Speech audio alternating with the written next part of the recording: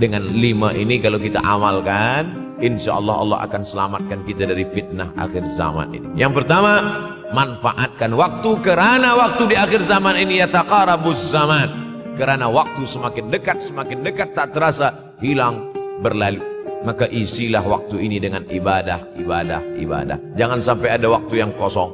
Duduk sejenak kosong berselawat. Allahumma salli ala sayyidina Muhammad wa ala ali sayyidina Muhammad. Allahumma salli ala sayyidina Muhammad wa ala ali sayyidina Muhammad. Sempat-sempatkan ambil wudhu, solat duha walau 2 rakaat. Sempat-sempatkan sebelum tidur malam solat witir 3 rakaat, supaya tidur kita sentiasa dalam wudhu dan kita sempat solat witir. Andai mati kita malam itu, insya Allah mati dalam keadaan husnul khatimah. Usolli sunnatal witri 3 rakaatin lillahi ta'ala.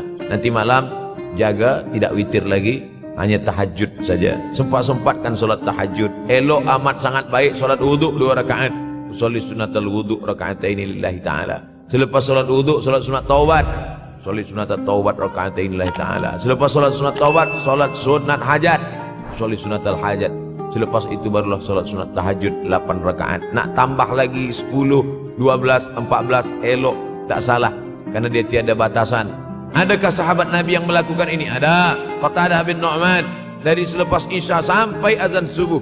Imam Ahmad bin Ambal, dari selepas Isya sampai azan subuh. Bahkan mereka menghatamkan Al-Quran dalam tahajud mereka.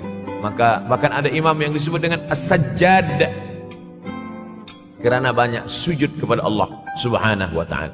Kerana akhir zaman ini godaan begitu besar. Dulu orang tengah malam tahajud, jam 2 malam, jam 3 malam dia bangun. Kerana dia membaca hadis sab'atun yudhilluhumullah. Ada 7 golongan yang mendapatkan naungan Allah. Yauma la dhilla illa dhilluh. Hari itu tak ada naungan kecuali naungan Allah. Rajulun, ada seseorang, zakarallah, dia berzikir mengingat Allah khalian di tengah malam, tak ada manusia. Fafadat ainahu, menetes air mata. Maka yang pertama ini, jangan sampai kita kehilangan waktu. Kerana waktu, al-waktu kasaif. Waktu ini seperti pedang. Illam taqta'hu qata'aka. Kalau tidak kau patahkan dia.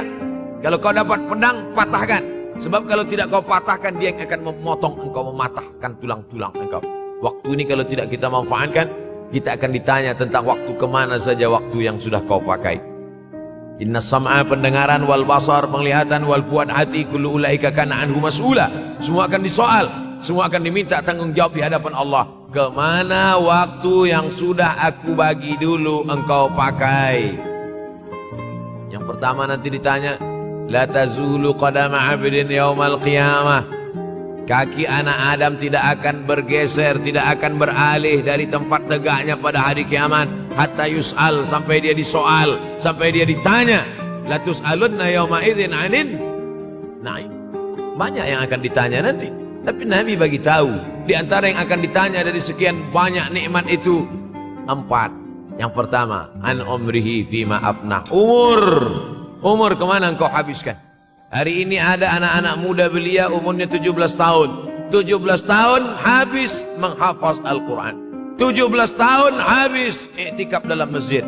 17 tahun habis berzikir, berjubah, bersorban, mengabdikan ilmu, berkhidmat kepada ulama. 17 tahun habis. Tapi ada pula yang dibalik, 71 tahun habis. Rumah, office, kopi, rumah, office, kopi, rumah, office, kopi, batuk, mati habis. Apa yang dapat kita bawa menghadap Allah SWT? Yang pertama, yataqarabuz zaman. Yang kedua adalah wa yanqusul ilmu. Ilmu semakin berkurang. Kalau sudah ilmu berkurang, apa yang bertambah? Jahil. Kalau ilmu bertambah, jahil berkurang. Kalau ilmu berkurang, jahil bertambah. Mana ada orang jahil cakapnya didengar orang? Saya dulu awal-awal membaca hadis ini, wa yanqusul ilmu. Ilmu berkurang, jahil bertambah. Rasanya tak mungkin, tak logik, tak masuk akal. Mana ada orang tak berilmu cakap dia didengar? Sekarang baru saya paham. Dulu orang tak berilmu ditinggalkan orang. Sekarang orang tak berilmu, asal dia pandai berbicara, dia akan didengar orang. Bahkan orang jahil pula punya channel. Apa namanya? Jahil.com. Orang jahil punya channel. Banyak pula follower dia daripada follower kita. Banyak pula viewer dia daripada viewer kita. Sebab apa? Sebab yang menyaksikan tiada berilmu, yang berbicara tiada ilmu. Oleh sebab itu maka kita galakkan menuntut ilmu di majelis-majelis ilmu. Untuk apa Abdul Somad sudah berumur 43 tahun pun masih pergi juga lagi ke Sudan belajar? Apa yang nak dicari ini? Tak lain tak bukan, mudah-mudahan kita termasuk orang yang sampai akhir hidupnya mencari ilmu, insyaAllah. Saya datang kemari bukan niat mengajarkan ilmu. Saya datang ke Malaysia tetap niatnya belajar mencari ilmu. Man salaka tariqan, siapa yang melangkahkan kaki melalui suatu jalan, yaltamisu fihi ilman, siapa yang melalui suatu jalan niatnya untuk mencari ilmu, sahalallahu lahu bihi tariqan ilal jannah, dimudahkan Allah jalannya menuju surga. Innallaha la yantazi'ul ilma intiza'an. Innallaha la yanzi'ul ilma intiza'an. Allah kalau mencabut ilmu, bukan macam mencabut pokok kayu dari tanah. La yantazi'ul ilmu intiza'an. Allah tidak mencabut ilmu macam mencabut pokok kayu dari tanah hingga ke akarnya, tidak. Lalu bagaimana ilmu ini dicabut? Biqabdil ulama. Dengan matinya ulama maka habislah ilmu. Meninggal Imam Syafi'i, berpulang ilmu. Meninggal Imam Nawawi, berpulang ilmu. Meninggal Imam Fulan, berpulang ilmu. Maka yang hadir adalah al-juhala. Yang lebih menakutkan lagi adalah al-juhala bi thawbil ulama. Orang jahil dengan pakaian ulama. Abdul Somad tidak mengatakan dirinya ulama. Saya selalunya membacakan ayat Quran, membacakan hadis Nabi, menyampaikan fatwa ulama. Tak pernah saya berceramah, bertausiah. Menurut saya, siapa saya? Siapa kita? Syafi'i manusia, saya manusia. Syafi'i boleh berfatwa, saya juga boleh berfatwa. Imam Syafi'i berfatwa Al-Quran 30 juzuk dalam kepala dia. Kita juzuk 30 pun kadang-kadang hilang. Imam Syafi'i balik dari masjid ke rumah, dia tutup telinga. Datang orang bertanya, Syafi'i, ya, kenapa engkau tutup telinga? Sebab bila aku dengar dari masjid ke rumah, semua yang aku dengar masuk tu semua aku ingat. Aku takut dia ingat di dalam, maka aku tutup. Kita, yang saya sampaikan tadi pun tak ingat. Oh, Ustaz mengejek kami, enggak. Jangankan yang mendengarkan, yang bercakap pun tak ingat. Nasib baik datang orang Jepun mengingatkan kita. Nah ini, nama dia Sony. Manusia ini lupa. Oleh sebab itu maka yang kedua, akhir zaman, wayang kusul ilmu makin kurang. Maka bersyukur anak-anak yang dimasukkan ke rumah tahfiz. Kalau ada rumah tahfiz di kampung biasa, kalau ada rumah tahfiz di desa, dusun biasa, tapi ada tahfiz di tengah kota besar Kuala Lumpur, masih ada lagi rumah tahfiz Quran. Siapa yang mewakafkan rumah tahfiz? Siapa yang memberikan beras? Siapa yang memberikan duit? Siapa yang memberikan belanja? Siapa yang mengirimkan ustaz? Masya Allah, tabarakallah. Maka ini semua, mudah-mudahan kita istiqamah semuanya insyaAllah. Supaya apa? Supaya lahirlah anak-anak kita yang alim, berilmu. Karena ini makin banyak orang jahil. Al-taw bi ghairi ilmin, memberikan tazkirah, fatwa tanpa ilmu. Dhalla wa adalla, dhallu wa adallu. Sesat, menyesatkan. Kalau setakat sesat saja, ini sudahlah sesat, menyesatkan. Na'udzubillah. Masuk yang ketiga. Yang ketiga adalah wayang qusul ilmu. Setelah habisnya ilmu-ilmu ini semua dicabut oleh Allah Subhanahu wa taala, lalu kemudian setelah ilmu dicabut Allah Subhanahu wa taala, wa yulqas syuh. Wa may yuqashuh, shin dengan hak kecil. Wa may yuqashuha nafsihi fa ulaika humul muflihun. Siapa yang selamat daripada sifat syuh, itulah orang yang beruntung. Hayya 'alal falah. Mari kita menuju keberuntungan, kemenangan. Siapa orang yang menang? Selamat daripada sifat syuh. Ada orang menerjemahkan syuh ini pelit, bakhil. Bakhil ada yang lebih parah daripada bakhil. Syuh. Bakhil ini, bakhil tidak ingin memberikan uangnya untuk orang lain. Itu bakhil. Dia ada uang 10 ringgit. Uang itu hanya dia makan saja. Dia tak mau walaupun setengah sen kepada orang lain. Itu namanya bakhil. Kalau syuh ini, duit dia simpan, duit orang pula dia makan. Nah, itu syuh. Jadi lebih parah lagi. Oleh sebab itu kalau sudah ilmu ini dicabut, orang menjadi jahil, maka datang penyakit syuh yang ketiga. Apa itu syuh?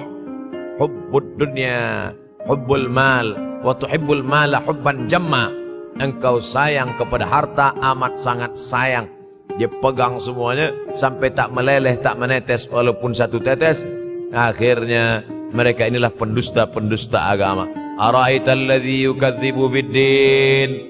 Tahukah kamu siapa itu yang mendustakan agama? Fadzalikal ladzi yad'ul yatim. Mereka itu yang membiarkan anak yatim. Wala yahuddu ala ta'amil miskin. Dia tidak mempedulikan makanan orang miskin. Sebab apa? Bukan sebab tak ada harta, sebab syuh. Kenapa syuh? Sebab tak ada ilmu. Tak ada ilmu tentang akhirat. Dia pegang, dia pegang, dia pegang, dia simpan, mati, habis. Yang dia bawa hanyalah 1, 2, 3 helai kain kafan saja. Itulah mengapa Sultan Turki, Sultan Muhammad Al-Fatih, Sultan Abdul Hamid, coba tengok gambar Sultan Muhammad Al-Fatih, Sultan Abdul Hamid Turki dulu. Sorban dia besar-besar. Saya dulu terkejut, lama saya tengok, kenapa sorban orang Turki ini besar-besar? Lama-lama saya baca, rupanya sorban orang Turki itu kain kafan. Tuan-tuan, balik dari sini, beli kain kafan 2 meter. Ikatkan kepala, bawa sembahyang. Beringat mati. Bolehkah menyiapkan kain kafan? Baca kitab Tambihul Mughtarrin, peringatan bagi orang-orang yang tertipu. Di situ ditunjukkan banyak ulama, bahkan mereka menggali tanah di dalam rumahnya. Malam-malam dia tahajud, selepas tahajud dia duduk di dalam tanah itu supaya terasa bagaimana rasanya mati. Gali tanah 2 meter, masuk ke dalam. Tapi kalau nak buat itu kita saja dengan Allah. Jangan pula, banyak juga orang sekarang udah gali tanah masuk ke dalam, streaming pula. Hai guys, nak rasakan mata, mana boleh terasa. Kita saja masuk ke dalam, rasakan macam mana rasa. Sebab kalau cakap saja, marilah kita ingat mati, takutlah kita pada mati. Kita tak tahu bagaimana rasa mati. Kalau nak merasakan bagaimana rasa mati, nanti kalau ada orang mati meninggal dunia, masuk kita ke dalam, kita sambut jenazah, kita letakkan, kita duduk, rasakan. Ketika Fatimah meninggal, Fatimah emak Sayyidina Ali meninggal, Nabi masuk ke liang lahat. Masuk Nabi ke liang lahat. Nabi berdoa di dalam. Ketika Utsman bin Maz'un meninggal, Nabi masuk ke dalam. Nabi pegang jenazah Utsman bin Maz'un. Meleleh air mata Nabi turun ke misai, turun ke janggutnya, turun menetes sampai ke bawah. Merasakan bagaimana rasanya di dalam. Dulu saya pernah berjumpa dengan seorang pemuda, telinga dia pakai anting subang. Lalu kemudian saya tengok banyak tato dia. Saya tanya, macam mana cerita awak bertaubat dulu? Mak saya meninggal, Ustaz Abdul Somad. Lepas tu saya tegak di tepi kubur. Macam ada yang menolak saya dari belakang, masuk saya ke dalam. Masuk itulah terasa sejuk di kaki. Datang rasa takut saya. Makanya kalau ada orang yang sudah kita bagi tazkirah, bagi nasihat tak juga, nanti ada orang meninggal, bawa dia agak dekat, senggolkan sikit, jatuh. Gitu caranya supaya kita terasa mati ini. Supaya apa? Hilangkan penyakit syuh, cinta harta, takut mati, dan membuat kita menjadi bakhil, pelit. Na'udzubillah. Yang keempat, wa tazharul fitan. Ini yang terkait dengan tajuk kita yang keempat. Wa tazharul fitan. Banyaklah fitnah, seksa. Dulu masa saya kelas 1 madrasah tahun 1990, berkumpullah kami bersama-sama dengan cikgu mengkaji masalah apa? Masalah Bosnia Herzegovina, mengamuk Slobodan Milosevic, menghancurkan umat Islam di Bosnia. Sampai ada yang meminta fatwa kepada Syekh Yusuf Al-Qardawi, bolehkah perempuan yang perempuan Bosnia yang dirogol tentara Serbia hamil, bolehkah dia menggugurkan anaknya? Kata Syekh Yusuf Qardawi, tak boleh. Maka dia biarkan saja anak itu lahir dan dia tidak dianggap berdosa karena ini sudah takdir Allah SWT. Bagaimana mereka dibunuh? maka makin banyaklah selepas Bosnia datang pula yang terjadi di Rohingya, di Uighur. Umat Islam berkumpullah presiden-presiden negeri Islam di Kuala Lumpur. Erdogan datang, kumpul semuanya membahas bagaimana nak menolong Muslim Uighur. Rupanya umat Islam pun tak sanggup nak menolong. Apa yang boleh dilakukan di Uighur? Berdoalah umat Islam. Rupanya Allah kalau mau menolong mudah saja. Mudah saja Allah menolong. Tidak datang rudal skat, tidak datang tentera, tidak datang senjata. Cukup datang corona. Selesai. Allah subhanahu wa ta'ala. Wa makaru wa makarallah. Mereka membuat tipu daya, Allah balas dengan tipu daya yang lain. In tansurullah, kalau kau tolong, ittaqu da'watal mazlum, takutlah kamu terhadap doa orang-orang yang teraniaya. Fa innahu laisa bainahu wa bainallahi hijab, karena di antara dia dengan Allah tak ada hijab sama sekali. Wa yakthurul wa tazharul fitan, banyaklah fitnah. Yang terakhir yang kelima, wa yakthurul haraj. Wa yakthurul haraj, banyak terjadi haraj kata Nabi. Sahabat pun bertanya, ya Rasulullah, wa mal haraj? Apa haraj itu ya Rasulullah? Kata Nabi SAW, al-haraj al-qatlu. Nanti di akhir zaman itu akan banyak pembunuhan. Dulu pun banyak juga pembunuhan, tapi tak banyak sekarang. Pembunuhan di Palestina sampai sekarang tak berakhir. Pembunuhan Rohingya tak berakhir. Pembunuhan di Uighur, pembunuhan. Dulu imam-imam masjid, imam salat tarawih dulu di Masjidil Haram, Allahumma ansuril Islam wal muslimina fi Palestin. Dulu satu. Selepas itu bertambah, Allahumma ansuril Islam wal muslimina fi Palestin wa Suriah. Selepas itu bertambah lagi, Allahumma ansuril Islam wal muslimina fi Palestin wa Suriah wal Yaman. Selepas itu bertambah wa Uighur wa akhirnya wa fi kulli makan. Semakin bertambah. Oleh sebab itu maka ini di antara fitnah akhir zaman. Man lam yahtam bi amril muslimin falaysa minhum. Selepas kita kaji hadis ini, apa tujuan kita? Tujuan kita semakin menguatkan keyakinan, banyak-banyak beribadah, nasihatkan anak menantu, sahabat, jiran, tetangga supaya semakin istiqamah menjalankan syariat, rajin-rajin solat berjamaah, banyak-banyak berzikir, khatamkan Al-Quran, banyak-banyak berinfak, banyak-banyak bersedekah. Andai mati kita, insya Allah mati dalam keadaan husnul khatimah.